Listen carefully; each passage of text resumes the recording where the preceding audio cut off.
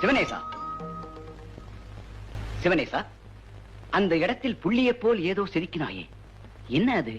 மன்னா, நீங்கள் கொடுத்த முடியை கொண்டு அதற்குரிய உருவத்தின் அங்க லட்சணங்களை நான் கணித்த போது மகாராணியாருக்கு அந்த இடத்தில் கண்டிப்பாக ஒரு மச்சம் இருந்தே தீர வேண்டும்.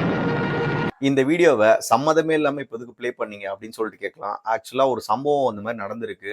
இந்த சாட் ஜிபிடி, இந்த ஜெமினில வந்துட்டு இந்த போட்டோஸ்லாம் அப்லோட் பண்ணி மாடர்ன் ட்ரெஸ்ல, அந்த ரெட் கலர் ட்ரெஸ்ல அழகா பார்த்து நம்ம ரசிச்சுட்டு ஸ்டேட்டஸ் ஸ்டோரிலாம் போட்டுட்டு இருப்போம். என்னன்னா, ஒரு பொண்ணு இந்த மாதிரி வந்துட்டு போட்டோவை ட்ரெஸ் போட்டு அப்லோடு பண்ணி இந்த மாதிரி ஒரு ப்ராம்ப்ட் போட்டு கேட்டிருக்காங்க. பட் ஆனால் ரிசல்ட் வந்து அந்த ஃபோட்டோ பார்த்து ஷாக் ஆகிடுச்சு அந்த பொண்ணு. அந்த பொண்ணோட ஷோல்டரில் இந்த இடத்துல ஒரு மச்சம் இருந்திருக்கு.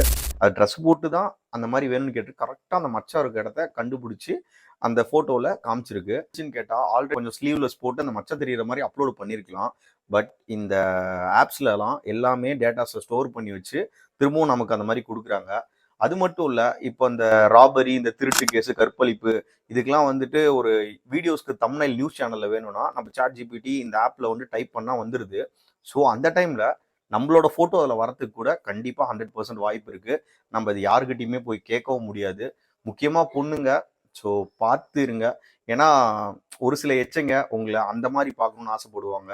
அந்த மாதிரி டைமில் உங்களோட ஃபோட்டோ யூஸ் பண்ணி கொஞ்சம் உங்களை வேற மாதிரி கூட அவங்க அதை கற்பனை பண்ணி அதை எடிட் பண்ணி வச்சு மிஸ்யூஸ் பண்ண கூட வாய்ப்பு இருக்குது.